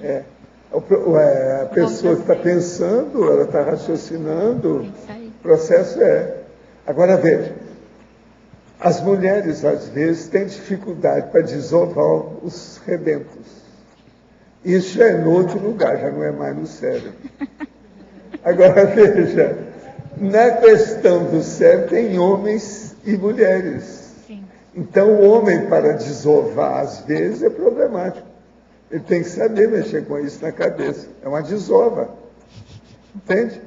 Eu, por exemplo, eu percebi que alguns contingenciamentos e instâncias, as mulheres no brainstorm eram melhores que os homens. Até que ponto que seria devido à gravidez? Tudo é uma coisa para se pensar. Nunca eu vi ninguém fazer isso. Nunca vi ninguém fazer essa pesquisa. Eu falava nisso. Olha como é que é.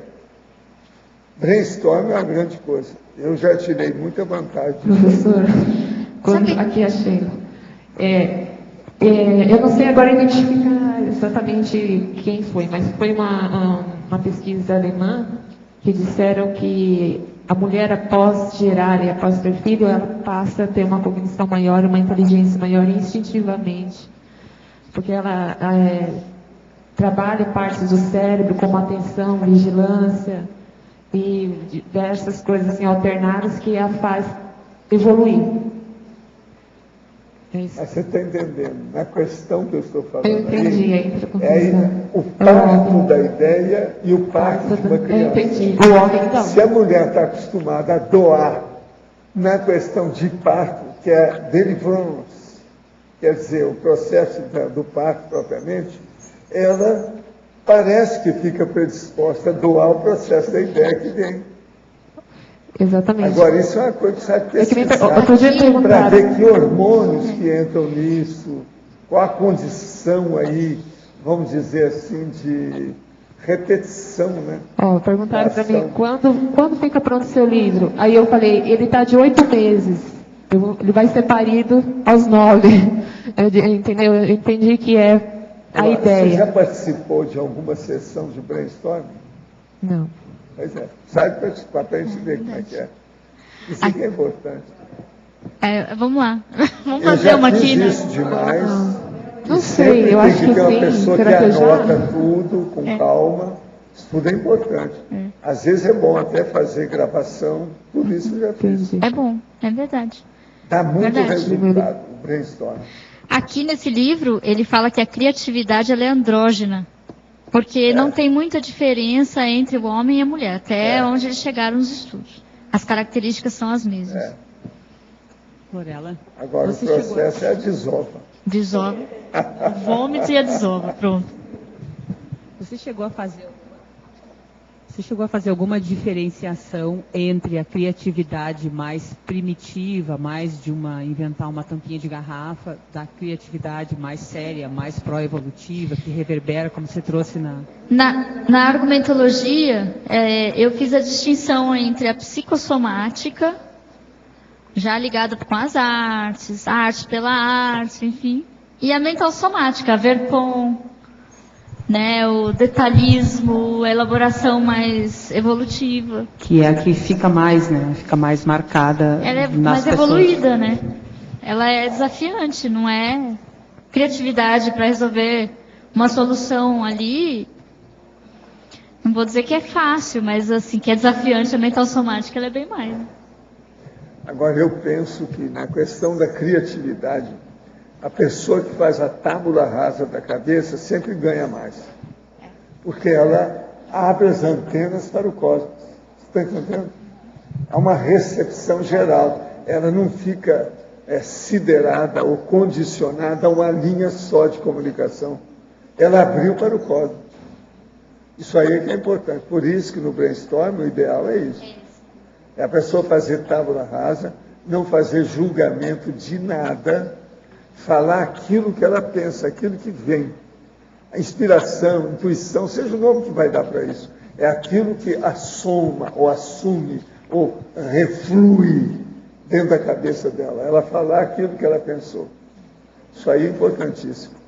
Agora, o brainstorm, para mim, ele tem valor do jeito que é que tem a prova da imagística, na questão da associação de ideias. Agora, com o tempo, eu acho que seria bom, a turma que se interessa mais pelos processos psicológicos, era fazer teste de cada um desses atributos mentais. Entendeu? Do ponto de vista grupal, coletivo. Isso vai ajudar na questão da escrita, de desenvolver o processo. Isso aí teria que ser a Conscius, entende? Ou a turma da Regina, aquela turma que está estudando, eles já são mesmo. A Regina. Também seria bom. Agora, ó, Lorena, mas sem verbete de você não é nada. Vê o que quer que você faz. Você é boa, entendo o assunto. Você já tem algum já na bica? Já. Tem mais? Tem. Tá. Agora estou sempre perguntando se está na bica. Se não tem, vamos descascar com a pessoa. Está na bica, está certo. Nossos comerciais, por favor. Obrigado. Hoje tivemos 103 assinaturas no livro de presença, 27 perguntas presenciais e 14 perguntas online. Os recados de hoje são da Mércia sobre o curso Poliglotismo Parapsíquico, a Verônica sobre viagem da IAC, a Eliana sobre CP2 de Foz, o Márcio sobre CP3 e a Marta sobre o simpósio de proexologia. Agora com vocês o Fernando sobre o programa Amigos. Olá, boa tarde a todos. Como nós noticiamos durante este mês, nós temos hoje um sorteio extra do programa Amigos da Enciclopédia. Então vamos divulgar o resultado que nós fizemos do sorteio há pouco aqui durante a tertúlia. Então primeiro são 2 vagas patrocinadas pela OIC. Então nós temos a 5ª Semana da Saúde Holossomática da Cognópolis, que ocorre de 31 de agosto a 9 de setembro. Então a Vera Lúcia Rocha Pereira de Belo Horizonte é a ganhadora. Vera Lúcia Rocha Pereira de Belo Horizonte. A outra vaga patrocinada pela OIC é no curso de Imersão Progessoterápica, que ocorre de 31 de agosto a 2 de setembro, também aqui durante a 5ª Semana da Saúde. O ganhador é Giovanni dos Santos Fernandes, do Rio de Janeiro. Giovanni Fernandes dos Santos, do Rio de Janeiro. E a terceira vaga aqui é um curso patrocinado pela Pré-IC Verbetografia, que é o Verbetografia à Distância, EAD, que começa no dia 23 de agosto. Então, a ganhadora é a Dinorá Ferreira Gama, de São Pedro da Aldeia, Rio de Janeiro. Dinorá Ferreira Gama, São Pedro da Aldeia, Rio de Janeiro. Obrigado. Boa tarde a todos. Estamos aqui para convidá-lo para atividades da ACIP do próximo final de semana.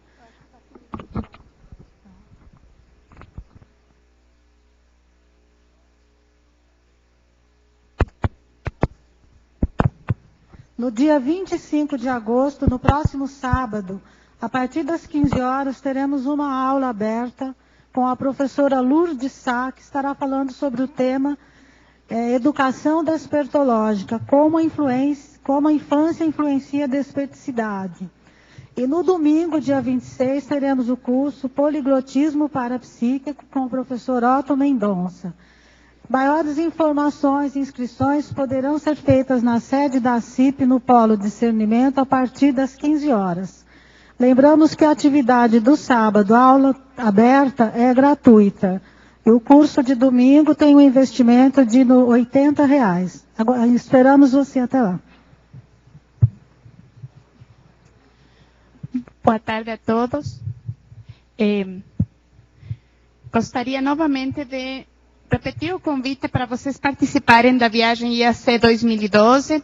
Este ano estaremos visitando Itália, França, Finlândia e Portugal. Temos uma série de pessoas que estão em processo de decisão ainda e nós ainda temos vagas reservadas em todos os hotéis, o que deve mudar daqui a pouco, já que é uma temporada que tem uma certa procura para visitar esses países. Nós estamos também com uma novidade com relação a essa viagem. Como vocês sabem, a viagem ela termina em um curso de campo no campus da IAC em Portugal. E em essa oportunidade nós teremos um avançado 2, que é o equivalente ao ECP2 aqui no Brasil. E a EPICOM será a professora Cristina Aracaki. Então, essa viagem ela realmente está trazendo novidades. Nunca antes visitamos a Itália com a viagem retrocognitiva. E também para aqueles que tinham manifestado interesse de ir na Finlândia, só avisar que como a gente precisa variar um pouco esses roteiros, nós não estaremos voltando à Finlândia provavelmente nos próximos 6 anos. Então, essa é uma oportunidade que vocês não podem perder. Se vocês têm alguma dificuldade de data, ou às vezes até com o parcelamento, precisa de alguma ajuda, vocês podem entrar em contato e a gente vai tentar ajudar com tudo que seja possível. Para qualquer informação adicional, vocês podem entrar em contato com o e-mail brasil@iacworld.org ou então brasila@mundoiac.org, né? O telefone de contato é o 45-8404-5923. Então, esperamos contar com sua participação e até lá. Olá, pessoal. Boa tarde a todos. Nós estamos aqui para divulgar o ECP2, que vai acontecer agora em setembro, nos dias 21 a 23, com o nosso professor Moacir Gonçalves, que tem sido identificado até nossos últimos estudos como nosso amigo raríssimo.